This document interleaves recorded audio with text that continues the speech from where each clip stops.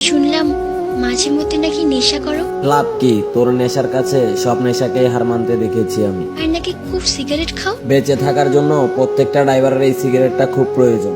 কেন করো এসব? নেশাটা তোকে ভুলে থাকতে, আর সিগারেটটা নিজেকে শান্ত রাখতে।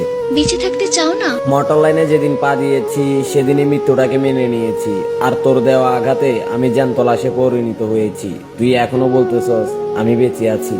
আজ থেকে তুমি এসব খাবে না। এগুলো না খেলে তো পায়ের ব্রেকটা ইচ্ছে করেই মিস করে ওপারে চলে যেতে হবে। আর আমি জানি তুমি আমার কথা শুনবে।